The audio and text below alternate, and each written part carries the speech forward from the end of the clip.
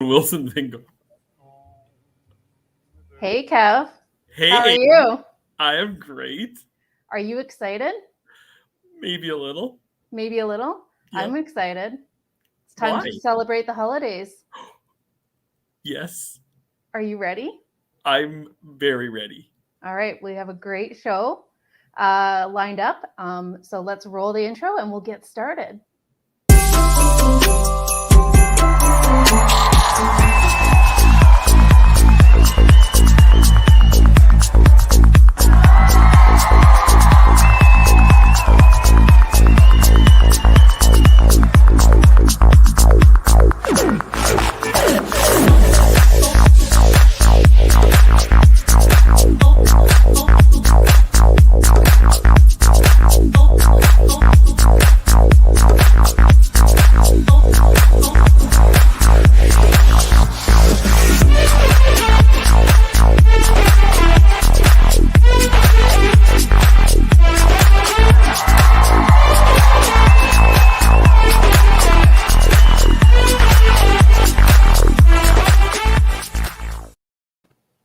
All right. Well, we're live, and here we are right now with part one of three holiday shows that we have lined up for today. I'm Amy Lichter. I'm here with Kevin Penner. Kev, what's your favorite holiday movie? You know, can it be a tie? Can it be a tie with Elf and Home Alone? Yeah, I'll give you that. And then like Die Hard, like a close third. Oh, I'm on the side with you that Die Hard is a Christmas movie. So there's a lot of people out there that don't think that, but definitely a great holiday movie. And I do agree with your Elf one. One of my favorites is Love Actually, a great little holiday movie that I watch every year. I forgot about that. I'm actually kind of enjoying the Netflix Christmas movies lately too. I have to admit. Jingle Jangle last year. Like I even downloaded some of the songs from the soundtrack. Yeah. All right. There's no shame. Well, it's a great day to start talking about the holidays and start planning for the holiday season. So we have some great vendors lined up. Our first session here today, we have Unilever, Dessert Holdings, and Sterno. So why don't we turn it over to Kyla at Unilever to have a little hello. Hello there, Kevin and Amy. I'm so excited to be here. This is one of my most favorite times of year. And of course, I've been looking forward to this show in particular.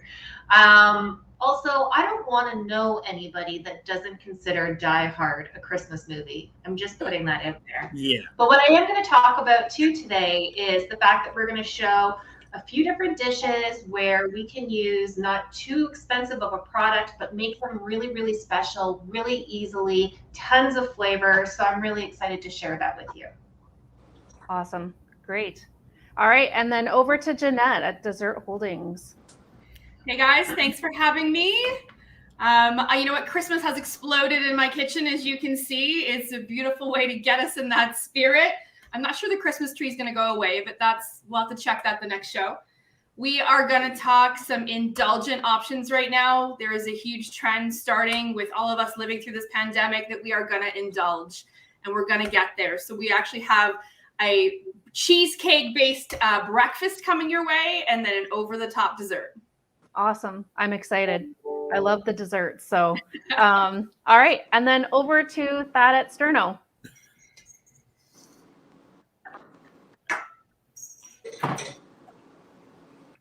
Sterno? Hi, good morning. Welcome, and we're super excited to show you a couple of different ways that we're going to make s'mores this morning. Traditional kind of approach, and then a more creative approach. Two different ways. S'mores are one of the most popular dessert items across the generations, and we're going to take them out of the summertime and move them into the holiday season. Can't wait to show you. Awesome. Fantastic. All right.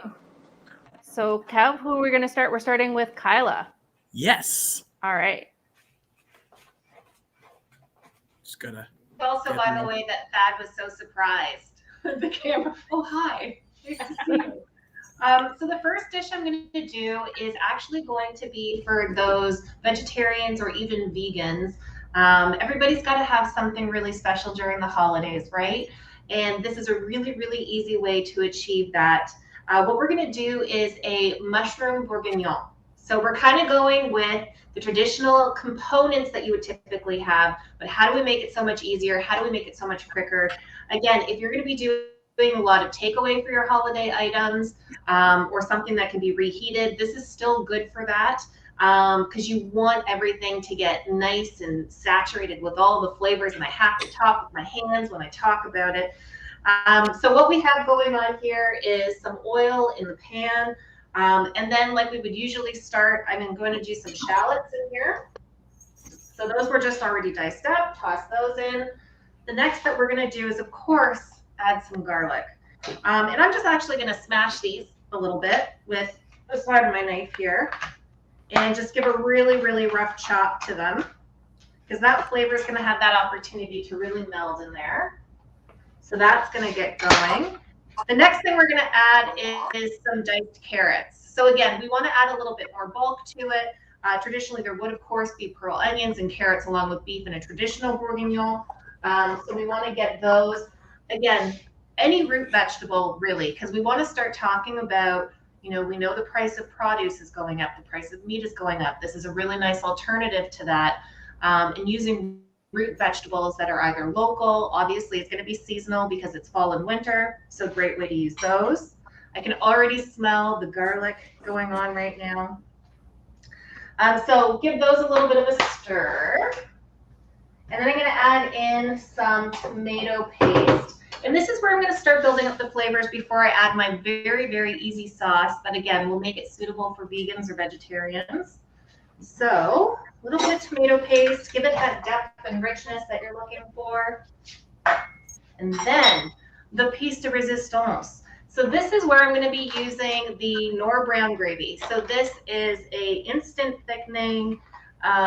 It is a gluten-free vegan gravy. So easy to prepare. So what I'll actually do is, as I'm sauteing these vegetables, I will then add and actually mix the gravy together in the container. So it's not pre-made, sorry, in the saute pan. It's not pre-made, and that's how easy it is to really get that done. So we're gonna see through the magic of television here. And usually you can deglaze with something, right?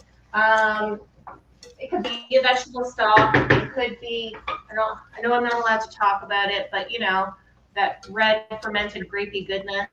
But vegetable stock will also work just fine too. We want to keep the costs lower as well. And it's really just, again, about scraping up those good bits at the bottom of the pan. So taking the same care that you would with a traditional bourguignon.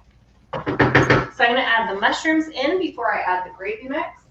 And I've got a mixture of portobello mushrooms and cremini mushrooms here, but really any mushroom. And throwing in even some dried mushrooms to give it some extra earthy flavors to it, I think is a great way of approaching that. So we saute that up. Oh my God, it smells so good already. So I'm going to add in my water. So this is going to be the base for our braising liquid. And then I've already pre-portioned out my gravy mix that I want. So the entire package of the Knorr gravy mix produces 4 liters of gravy. So again, really, really easy to prepare. It's already thickening really nicely here. And for that added flavor, I'm going to add some rosemary and some thyme. I'm not even going to chop it. I'm just going to throw it right in there. So that's going to simmer. And when we come back, I can show you a finished dish. But this will be our vegan bourguignon. That's really exciting. It looks like it's a really fast dish to create too, Kyla. Absolutely. I'm just a little envious that Kyla has so much spare time. She's putting it in her recipes. I do have one of the best jobs in the whole world, Kevin. I'm sure we could attest to. You and I have known each other for many years, and you know how much I love doing this. But it just does make it so easy, and I'm really relying on the sauce to add that complexity of flavor. So if I can do it, anyone can do it, guys. Mushrooms are definitely a mainstay flavor for the fall. So, and I think that that's something that can then continue through into the winter. So I'm excited to see the finished product. Well, come on back later. All right. Well, let's go get some sweet stuff over with Jeanette. I've gotten ahead of you here for a couple minutes just because I want to get to the good part. So we are talking breakfast, believe it or not, and we're talking cheesecake. I know those two things don't normally go together, but so what I've done is made up my favorite pancake mix, and we're going to go with a sheeted pancake. As you can see, I've taken that pancake mix, I've spread this out. Now, a couple quick tips for this. Liberally coat that pan in melted butter. Sides, all of it, because it's going to have a great rise.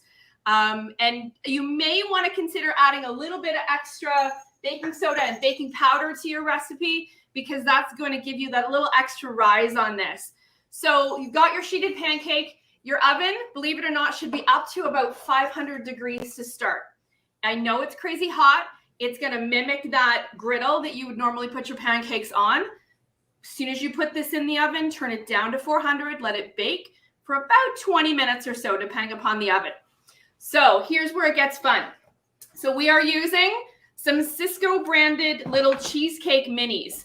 So I'm just going to bring these up there. That's a little chocolate chip, a little strawberry swirl. These are perfect little easy catering bites. But we want to, as always, I always like to give you guys some different uses for these. We're going to take these into some pancakes. I'm going to add a couple of these for the next recipe too to my little blender over here. So we'll come back to that one. So here's what we're going to do. I've got this sheet in front of me. I'm going to bring it back a bit so you can see there. So we're going to add in, we're going to split this in 3. So I'm going to do a third strawberry. We're going to go a third blueberry. And, you know, I mean, you can get technical on the measurements. You guys know I never really do. And we're going to go cheese or chocolate chips for this side. And then I've taken 3 of these and I've cut them up. I've just cut them in half, and I'm literally putting them in the thirds. Oh my goodness. Strawberry. Whoops, almost threw it around there. Again, right, it doesn't have to be perfect. I like to work with this a little bit frozen. I find that it holds really well. When you have your final product, you can tell it's cheesecake in there. If it was not frozen, it's still going to taste amazing. So again, just dollop those over there. And that is ready, once I get rid of those sticky fingers, to go in the oven. Okay, so again, that crazy hot oven. And then you end up with something that looks a little like that. Ooh. Okay. Wow. So quick and simple. All the work's done in the oven. If you're thinking catering for a large group, this is an easy way to do it. Keep it warm. And then if I can just get out a few pieces here. Whoops, a little stuck. Right? Plate up maybe one of each flavor. I'm going to go to this one here because there's our blueberry with our regular cheesecake, and there's our strawberry for the top. And then all of a sudden you have this decadent, beautiful breakfast option. Get rid of that guy. That you can decorate, finish off however you want. There's more of those kind of fresh seasonal berries, however you want to. A little maple syrup, of course. And then you've got this lovely breakfast ready to go. That's a great alternative application. You know what I was thinking of when you were doing that? I don't know if anyone else, but like my mom, when I was a kid, would make that breakfast with the French toast with the cream cheese in the middle. Yep. And so it's like that cream cheese flavor at breakfast time. I think, yeah, it's definitely not just for dessert anymore. It's for all the time, right? It's still, that looks delicious. That's just it. A quick and easy way to, again, use something that you've got in the freezer that you're putting on the catering tray. Take it into breakfast. It's a simple but decadent add. Just throwing some stuff around. Simple decadent add that's going to just take that breakfast over the top. Awesome. Jeanette, you touched on catering. And I think that, even though as we kind of progress out of the pandemic, catering, there is going to be an element of catering over the holiday time. And those mini cheesecakes are a great option for the dessert side of things. They have the wrapper on them already, so from a handling perspective, it's easy. I think sometimes with catering, there'll be different ways that people are looking at it. They might have it where it is passed, or that's served by a server, or pre-plated. So, putting some of those on a plate with some fruit or other options and stuff like that. Great ideas. Oh, absolutely. And quick and easy, as you said, pre-wrapped. They come pre-wrapped. It couldn't get any easier than this to pull it out and serve it, even to do a little mini trio, right? We're still seeing those desserts, whether in a seated restaurant scenario. Even this is a little mini trio with that specialty coffee, whatever it may be. There's a ton of options. And we're going to get into the second recipe, using it in the milkshake. So lots of fun to be had with it. Awesome. I also just want to quickly say I love that you've taken like an item that I already have in my inventory that maybe some of my customers ordered last year. And, I don't really want to necessarily add a new item. And yet you've taken an incredibly low cost ingredient in your pancake mix, and you've given me multiple new options that also scale great, like Amy said, for catering and volume.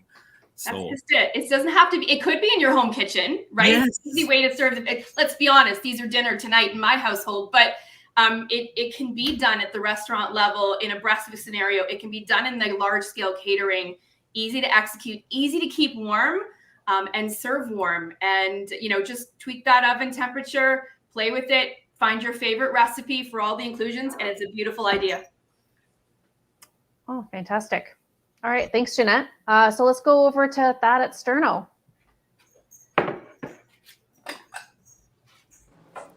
Hi, Thad.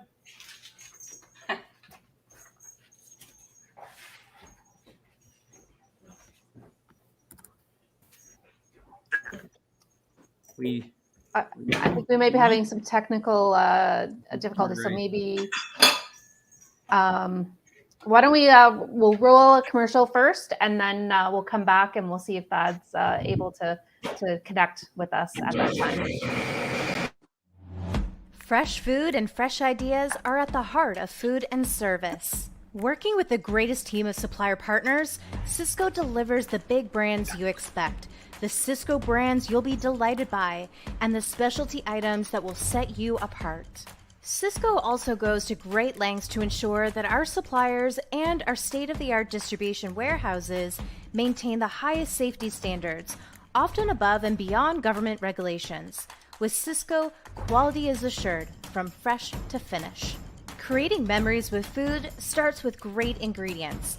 Sysco's brand family includes standout, authentic products such as Orizio's Italian staples, Butcher's Block Prime cuts, Sysco natural organic produce with the freshest field favorites, and more. Our brands are produced by partners who share our love for high-quality food products and our core values of integrity, excellence, teamwork, responsibility, and inclusiveness. Our assortment is always expanding. Find what you need today. The options are endless with Sysco. Visit sysco.ca to learn more. All right. So Thad, are you able to hear us? And there we are. I can hear you now. Can you hear me? We can, yes. Okay, we'll go. Hi again. I'm ready this time. So we're going to talk s'mores today. We've got a nice spread here. We've got, the classic s'mores that you see here, and we have the clothespin s'mores that we'll talk about in a moment. These are great for catered events, especially around the holiday season. Let me show you a setup that we have. This is a very small miniature version of a s'mores bar. We've used lava rocks here, but imagine a much larger piece that we have here. When we do trade shows, we often will serve thousands of people in boxes that are 12, 15 feet long, just like this, but this is a miniature version of the same thing. So this is great for catered events. It's great for restaurant events. The key to this, the success of a s'mores bar like this is the fuel. And this is the Sysco 2-hour ethanol fuel that you see here. You see it's green inside. This is biodegradable. It's water soluble. It's odorless. It burns very clean. This is any chafing fuel that you want to use when you're making s'mores. And you can see we've placed 3 of these cans right inside this box. And I'm going to light these. Now, a couple of things to keep in mind with this chafing fuel. It gets very hot. This can, when it's lit, gets blazing hot. So you want to use extra care when handling it. So you get nice heat coming off of here. The other thing, lots of people ask, how do we extinguish the fuel at the end of the event? The best way is to use a spoon just like this to put out the fuel, and then wait about 15 minutes before you handle the cans again. So let's take a look over here. We've got a traditional layout here. This is marshmallows, chocolate, graham crackers, of course, but you can use your imagination to in your s'mores bar. You can use artisanal crackers. You can use bespoke marshmallows. You can use handcrafted chocolate. Anything you want. What your client wants is the great way to do it. Let me show you. This is a great self-service item. We roast the marshmallows, and when we do this show, when we do this this s'mores bar at an event, we typically use these really beautiful handcrafted marshmallows from a company in California. You can see the heat coming off of here really creates browning on the mushroom. I like mine a little dark, and then we place the chocolate here, and we've got a terrific s'more at your s'mores bar. So again, use your imagination. Tons of different things that you can do with it. But the key to the success of a s'mores bar like this is the Cisco fuel that you're going to use in it. So that's the 2-hour ethanol product, not the wick, not the methanol, but the ethanol. These burn for about 2 hours. They're producing a ton of heat. And just remember, the best way to extinguish this product is through a large spoon over the top of the can, and wait about 15 minutes before you handle it. When we come back, we're going to touch on the clothespin s'mores, which you see here, which is a really fun and creative way to make s'mores for a crowd. Oh, awesome. That's like delicious. I think the other thing too sometimes is fun when it comes to s'mores. Earlier, Thad, you mentioned it about being a summertime because we think of campfires and camping, but you know, some hot chocolate and some s'mores, you know, sometimes a s'mores kit. It's a great way to add a little thing to add on to maybe a family meal that somebody might be offering for customers, is to add that s'mores kit. So I think that you could really bundle up something to give as a kind of a fun experience activity for people to do, take away at home from a restaurant as well. So that is an incredible idea. Right. Never thought of doing that as a like kit it. like that. And for those of you, like, you know, it's been not ideal conditions in Canada this summer with the weather and the drought. And I don't want to just say the kids. My wife and I love having s'mores too. But I love the fact, back to that idea, that it's a very controlled environment. And so you could, you know, theoretically, you could potentially do that as a kit. And, you know, I think at home we could set that up under the ventilation. Like, it's actually a very safe yet fun little idea. So, wow, good for you. yeah. All right. So let's go back to Kyla. I'm excited the real key to this is you really can use imagination. Yes, imagination. Yep, for sure. All right, back to Kyla. Hi. It's funny as, you know, Thad's talking about this. I mean, I love that idea of the s'mores and the open flame. And then I'm thinking, I'm wearing something like this, which is probably highly flammable. You gotta love the Christmas stuff. But what an amazing idea. So just to kind of close out the last dish, you can kind of see here, I know it's not the best angle, but my mushroom bourguignon has a really, really rich flavor to it. The vegan gravy has some nice dark color to it. So a lot of complexity of flavor. And of course, if you want to see a picture later or a better image of it, Cisco Virtual Kitchen will be putting them out on IG. Right, guys? So the next dish that I'm going to do is a roasted or a plum roasted chicken breast. So again, looking more towards those individual portions or something that can be great for delivery if somebody wants to order in around the holidays, as opposed to roasting an entire bird. So here we are going to add it with a pickled plum and roasted onion and garlic salad with some lemon. It's going to have a whole bunch of flavors. So this will be more of that complete meal that we're talking about. So the first thing we have here is no need to actually season the chicken breast. And I'll tell you why in a second when you see what I'm putting together as the marinade. So this is just pan-seared chicken breast. Get these done ahead of time, of course. Can toss them in the oven last minute, making sure that we've got the absolute right temperature for the customer for when they receive it. The glaze that's going to go on here before we actually roast it to really help enhance those flavors, because we're not having that really long cooking time and those fats that are really contributing to it as much as we would with an entire bird. Is we've used some, I have used some pureed plum. So that's just like straight up, you can get it in a jar, super easy. There's no sugar added to it. So you're really relying on kind of that tartness of the fruit, that depth that you're getting with it as well. And here I'm going to be using the Nor Intense Flavors Roast Umami. So this is a concentrated seasoning. It's in liquid format. This has roasted onions and roasted garlic as the major flavor components. But as this is in the name with the roast umami, it really adds that extra, complexity to it, the satiating part of the umami that you want to get. So it's going to add to that protein. So you Kyla, can see this is really quick. Let's say I had no idea what the heck umami is. I'm gonna add. Let's say I add that to my menu. What other recipes and things can I use it in, just so that I'm, utilizing it?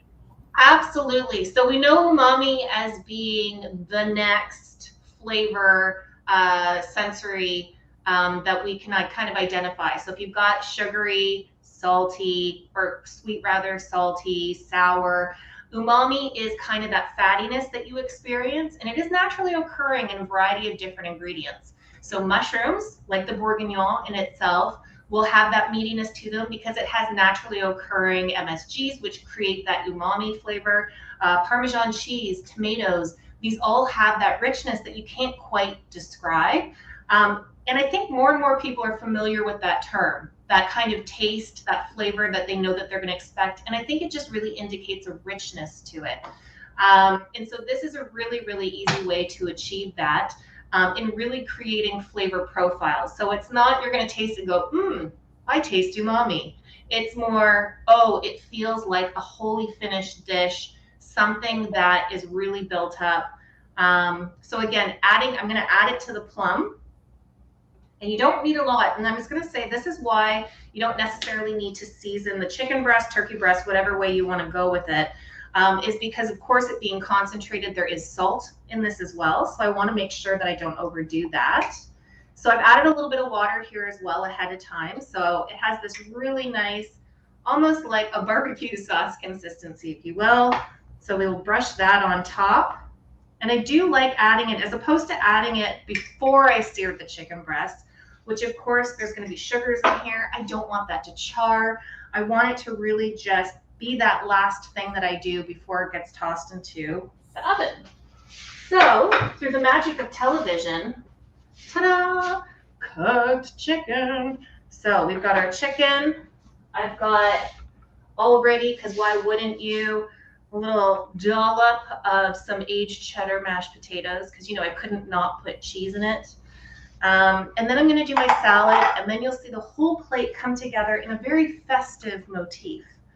So I've got curly kale, very hearty, lasts a long time, really good actually if you want to pre-marinate it, so it makes it great for bulk, makes it great for transportation. If you've already got a pre-dressed salad that is then going to travel to a customer, the kale will hold up, especially the curly kale. What I'm going to add into it here is I've got some pickled plums, so again going on with kind of that plum motif for the holidays. And I've got pistachios, a little pricey, but of course you can add other seeds and nuts to it to give it some sort of crunch, or not at all. It'll be perfectly good without it. I was even thinking some feta cheese might be nice in here, as that like saltiness that kind of goes with the fruit and the lemon. And so this is where we're getting the lemon. is our lemon za'atar vinaigrette. So that is a Hellman's vinaigrette. Again, that lemon in there kind of has a little bit of like a Meyer lemon flavor to it. So a little bit floral, but with that bright citrus note to it. So we're just going to go ahead and dress our greens. Amy, I heard that she maybe said it's feta with feta. Did you hear that too? Oh, I did hear that. Yeah, it's Okay. feta with feta. Feta with feta. I should work with the Cheese Council and just start coming up with their advertising slogans. All right. So we're going to, I'm going to toss the pistachios in here. And then, just because I thought it was cute, we are going to make like a little wreath around our potatoes. What? Are you kidding me? So cute. Right? I thought so too. So even if you had like dried cranberries or whatever, and especially with the curly kale, you know, I know all I got going on here is a Christmas sweater, but I felt like the food in itself made it more festive. Of course, because we're going to be doing some photos later, I'm going to very strategically place my pickled plums. So again, and it would be feta with feta. Maybe I'll add some later. And the piece de resistance will be the chicken. Oh, perfect. So I'll just give that a little bit of a slice. I've already deboned it. I don't know how much I'm going to fit on there. Let's just do, oh, it's just beautiful, if I say so myself. That So you looks can delicious. see, very festive meal, but it's like an all-in-one meal, right? So you have all the sides you could possibly need if you're looking to give your your customer, you know, fully finished dish, lots of flavor complexity, kind of traditional, but not the same old, and really, really easy to achieve with just a few different flavors to some very basic ingredients. I like what you said there, mainly because something I've noticed for us foodie types that work in the industry and you know have the privilege of trying some very unique and different stuff. I love what you've done is you've created something that I think for a lot of people who are willing to try something a little bit but not go too far, you've created a dish that they'll like share with their friends and everybody will be so impressed, and yet it's not really that scary. Somebody that's not comfortable trying things would probably try all the things that are in there, right? So exactly. And it's all in how you choose to kind of market it, right? Yep. So what do you emphasize? Is it the pickled plums? Is it the umami? Is it the lemon za'atar vinaigrette, right? Or is it downplaying some of those things and just really going on the traditional? So absolutely. I wish you guys were here to share it with me. I think you definitely hit on a lot of the kind of those mainstay, like I said earlier, when you were doing the mushrooms, those mainstay fall and winter flavors with the kale, the pickling, you know, all those things. I think the other thing about that dish too is that it lends itself to being able to be something that can go out in like a meal kit or a part of a family meal bundle, because the components can be separated and then combined at home by the patron. So I think that's a great one to consider as well. With of course clear directions to make it a wreath. No, seriously, I love that, what you're saying. And folks, feel free to steal the pictures when they put them up on Instagram later, but that's a great idea. Like, have them deconstruct it. So you take the picture of what it's supposed to look like. And I gotta say, I know some people are doing this, but a lot aren't. You know, not only give me my stuff deconstructed, but show me what it's supposed to look like so that I can build it and take pictures and brag about you on social media. Hello, free advertising. Yep. Yeah, no, that's a great idea for sure. I think, you know, there's a lot, you know, you think about the different kind of meal kit things that are out there. They always give you a picture of what it looks like at the end with all your different steps. So there's no reason that a restaurant operator can't do the exact same thing. All right. I think that we're heading over to Jeanette. Wow. So now we're going to take you a little over the top. Kevin, I'm not sure if you're ready for this one.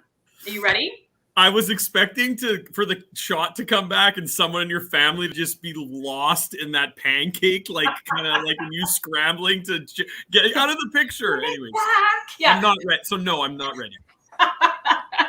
Well, this one we're going to take you over the top. We are seeing this trend come up in some kind of to-go scenarios, but this is the trend that catches the eyes in the dining room. So this is the trend that is definitely indulgent, and it is freak shakes. We saw a little bit of this prior to the pandemic. Obviously, the pandemic made it a little more challenging, but as we get back in to our restaurants, we want those desserts, and we talked about this before in previous shows, that catch the eye and take the extra round around the dining room. So we're going to play a little bit with some cheesecake slices. We always have our, traditional, beautiful, well-decorated, plating. That's beautiful and tastes amazing, but let's take it a little over the top. And there's a couple amazing things about this. It can still be cost effective. We know labor is a challenge, so this doesn't have to be pretty. This is not about intricate plating. This is about creativity. So if you've got those kids back in the kitchen, absolutely. They're going to love making this stuff because everyone's going to look a little bit different. I have gone ahead and I have made a mess of my glass. I've even gone ahead and added a little bit of candy cane to the chocolate. Now I've made this as a shake. If in your operation shakes are made at the bar and desserts are made in the pantry, in the kitchen, you can go ahead and just scoop this with ice cream. It doesn't have to be in a shake form, but I've gone ahead and made it that way today. So I've made a vanilla shake. I have added some of the crushed up candy cane to that as well. And earlier, you might remember I threw a couple of those cheesecake minis in there. So this is already a peppermint cheesecake shake. Oh, I remember that step. Exactly. So just pour that one in there and put that guy off to the side. So here's where you start to get creative with it. So I've pulled off one of these cheesecakes from the round. These are all great too. They come with little papers in between, so it makes it easy to handle. Jeanette, we were wondering when you were going to start getting creative here. So we're just going to go ahead and just put that right on top. And we're going to add in some extra candy cane just because we can. It's okay if it starts to fall apart a little bit. We're going to also add in, I actually took a brownie and used a cookie cutter and made a little candy cane brownie. So again, if you've got brownies, you're putting in other desserts, easy way to add a little something because, this might need a little extra something. Throwing that in there. A little dollop of whipped cream here in the middle. I just want to say, I'm not going to mention their names, but look out places that have a insane Caesar. Jeanette's coming for you. Yep. So this is just it, right? It becomes that a little more drizzle. And again, it doesn't have to be perfect. Messy is good. All you need to make sure is that this is going to make it to the table because you want it to take that extra, a little bit extra, the candy cane. I always put it on a plate because the plate catches all those extra goodies along the side. And then when that wanders the dining room, right, you're going to wander through, you're going to catch some more attention. It's definitely shareable if you want. Heck, it's lunch today. It's lunchtime here. Throw your straw in there and away you go. Wow. I'm ready to get freaky. It's another show. But the one thing I think that a way to market that sometimes is to think about different social media platforms. That visual, you take some shots of that. Instagram's great spot to show that. But don't forget about platforms like TikTok if you're not on there, and to kind of market that to the younger consumer who might be jumping all over that to have that dessert. It can be viral. There's a ton of great recipes that are food concepts that have come about from TikTok, and we have a show coming up in the next week or two focused about that. So definitely a great platform to market something like that for sure. Oh, and I'm thinking, if I can add to that, I love the idea of like a like and share contest, but it's like, show us your reactions. And so because we're all imagining it right now. Like, I love what you said, Jeanette. This comes out, if this is an in-house, like if this is an in-restaurant thing, and it comes out and the look on people's faces when they see this, like what an amazing social media post to be sharing. I think people would be very proud to share that sort of thing on behalf of your business. Well, this is just it. Even if you make one in the kitchen, we all want our average check to go up. So if, this is one of those ones, maybe it doesn't go with the picture on the menu because everyone will look a little different. But, middle of your dinner period, when that restaurant's full again, please let that all come soon. This just takes a round through the dining room and it's going to sell itself as you do it. So it doesn't, as I said, it doesn't have to be pretty. It can get creative, get those teenagers involved in your kitchens, and, have a lot of fun with it. That's awesome. The one thing that the product that you used in there, the New York cheesecake, it really is a blank canvas for a lot of different things. I think Kevin and I were chatting about that product just the other day. We were back in the day when they launched that, we were part of an event where they actually had like a cheesecake bar, because it is such a blank canvas and you could do literally anything you wanted with it. So, you've shown one very exciting application for it, but you can actually use it and put your own spin on it in the kitchen with different flavors or toppings or, those types of things. So you really a great product to be just the start of something special. Think about popcorn, think about potato chips, think about, countless different ideas. It's all about those unique combinations of flavors that just come together in a way you never expected. Yeah, for sure. For sure. Awesome. Thanks, Jeanette. Definitely looks, I'm definitely getting hungrier. That's for sure. All right, let's go back over to Thad at Sterno. Okay, guys, Jeanette, love the peppermint sprinkles. I'm going to be doing something with those as well. So we covered kind of the traditional look at s'mores, feeding a mass group of people s'mores. Let's talk about something a little more sophisticated. This is something we came up with a few years ago. It's called clothespin s'mores, and you can see right here, this is on a base, it's got a clothespin, and it's got the cracker. It's all in one, so it's great during this period as we're getting out of the pandemic and we don't want lots of hands and fingers touching things. This is an all-in-one kind of application, and it works well for large groups, or it could work very simply in a dining room in a restaurant or for a large cater event. Let me show you how we did this. So this is a simple cedar plank. You would cook fish on something like this. These right here are something called doll pin stands. They look just like this. And then we glued them with wood glue right onto here. You get these at a craft store. Little kids make these little dolls with them where they put the legs in here and they make a doll out of it. But we're going to do the reverse. So we've glued these on here. This is going to be the clothespin that fits right in there. And let me show you how we put this all together. So like Jeanette, we are going to use peppermint sprinkles. I have peppermint in a Ziploc bag here, and I'm going to crush these until we get a nice and loud. And then we're going to add them to this bowl that you see here. Next, we are going to take our marshmallow and we are going to cut it like so. So we have these halves. We'll make 2 clothespin s'mores right here. I have some melted chocolate in my little slow cooker, and I'm going to add this right like this. And this, like so. And then I'm going to add the marshmallow. I'll get a little chocolate on there. And then the sprinkle of peppermint.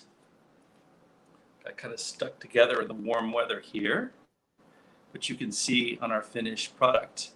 And then we would put these on a sheet pan and put them in a refrigerator or freezer for 15 or 20 minutes. And then the clothespin goes right on here like so. After that's nice and hard, we would place it right into the clothespin holder like this. That was coming off. But you get the final look right here. Really nice presentation. You could do half sizes or full sizes. You could even do a full sheet of these. But these are great because guests can do them themselves as far as roasting them themselves, or you can have it attended by a chef. The one thing I would recommend if you have a chef-attended station is that you allow the guests to blow out the flame instead of the chef. It can kind of roast them out, especially during this time. But it's getting nice and hot and melted, and there you go.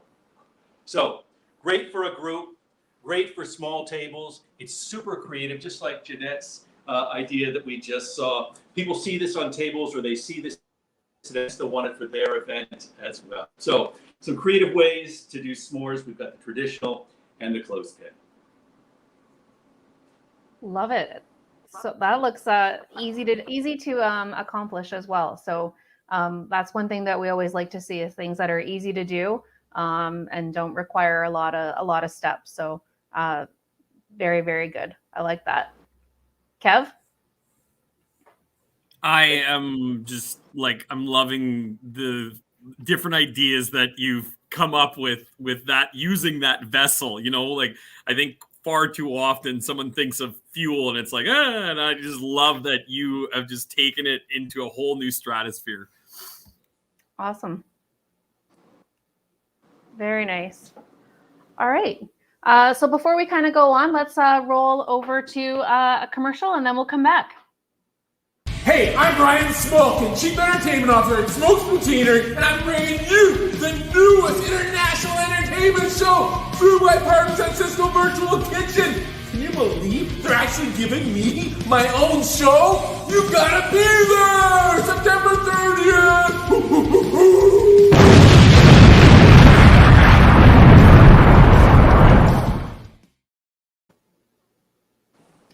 All right.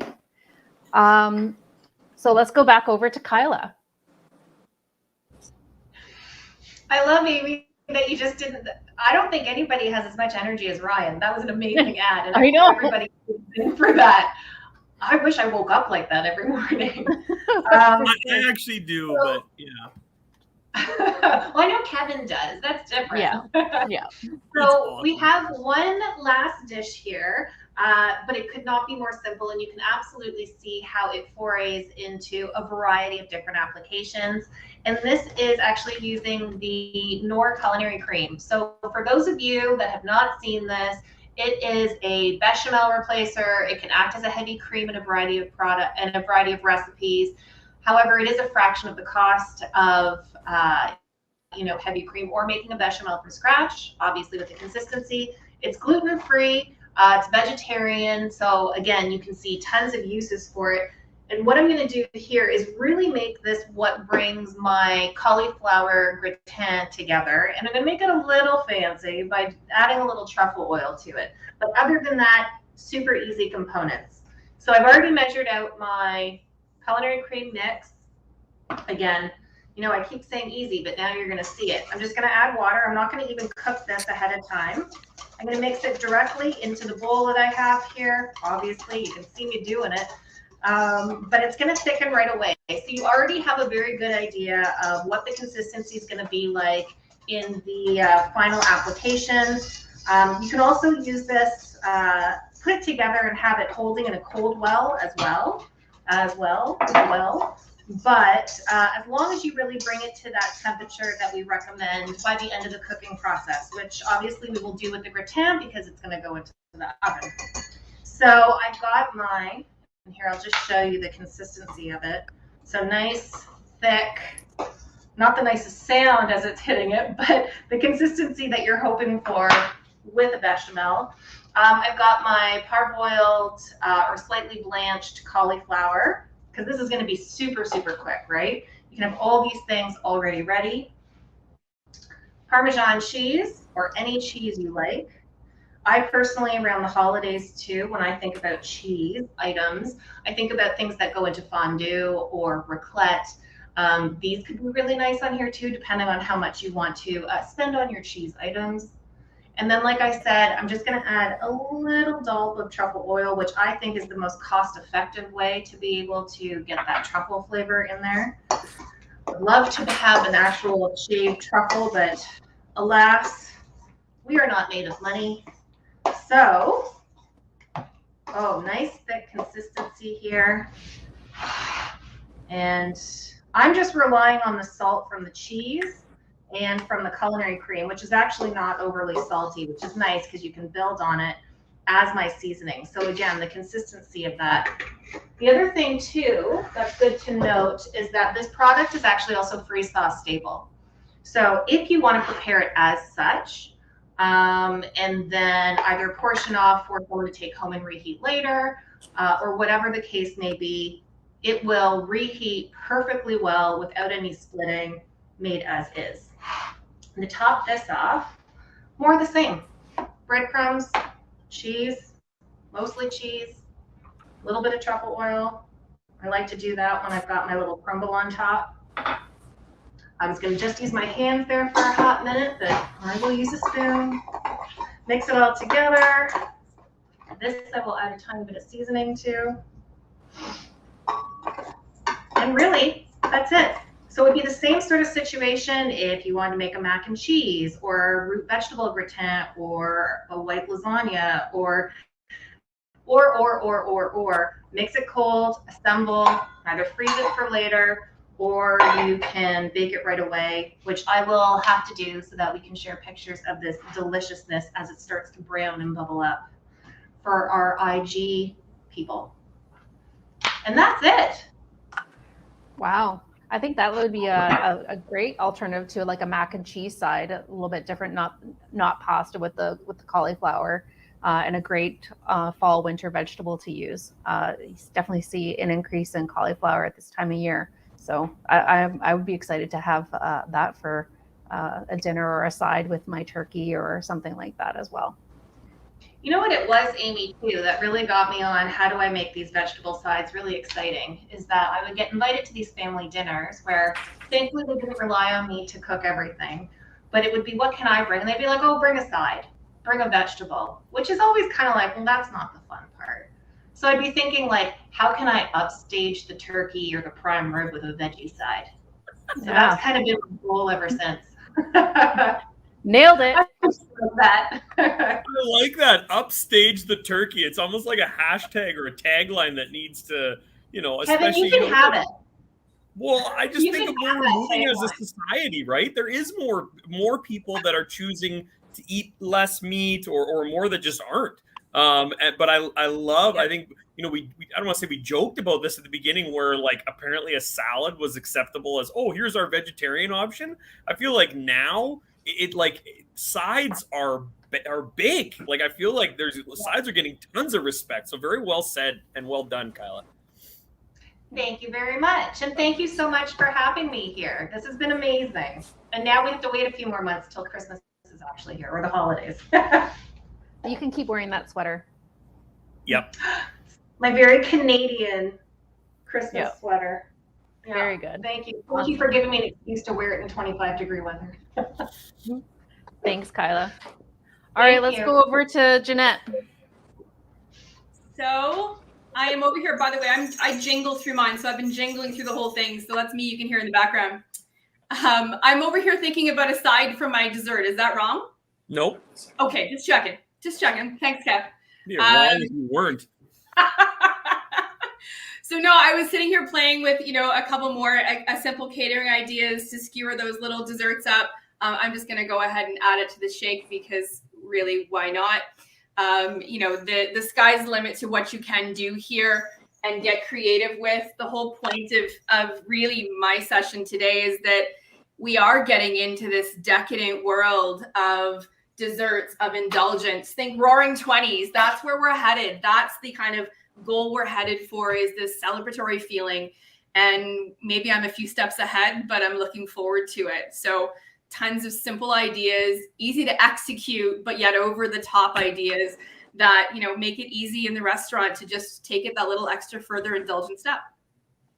Yeah, great comments there, Jeanette. Definitely the roaring 20s are coming, and that concept of people becoming a little bit more indulgent, a little bit more open to doing, back to different experiences, then, it's definitely on its way. It's coming. So I really like the things that you showed today. If it's not coming, we're going to make it come, Amy. Oh, let's make it happen. There we go. Thanks, everyone. All right, let's go over to Thad for some final words. Hey, Thad. Hey, great stuff from our co-presenters. Thank you so much for having us. Really enjoyed working with you, and thanks for inviting us to take part. Remember, if you are doing s'mores for the holiday or any other time during the year, you want to make sure that you're using the ethanol product, the Cisco ethanol product, which has a green fuel that burns for 2 hours. Remember, that can gets very hot, so handle with care. It is an open flame, and when you're extinguishing it, always use a large spoon right over the top to snuff it, and wait for about 15 minutes before you handle the can. Again, creativity is the name of the game here. You're going to be as creative as you like. We did the very basics here, but you can use artisanal crackers, bespoke chocolate, all sorts of different kinds of really creative marshmallows to get your s'mores bar going. And this is great for a single family at a table or for a large event. You've got this here, which is just a miniature version of something much greater, and of course the clothespin s'mores. I hope everyone has a great holiday season. Thanks so much for having us. Awesome. Thank you so much. So Kev, I have enjoyed this first hour. We're going to be back again at 1 o'clock and then again at 3 o'clock. So we've got some, as we said earlier, some mini shows today. We got some more exciting ideas coming. Are you excited? I'm very excited. Yeah. You have to say this group really raised the bar high, but I'm excited for more. Yes, I am too. All right. Well, okay. I'll see you again shortly. All right. All right. I'll see you soon. Thanks for tuning in, everybody. We'll see you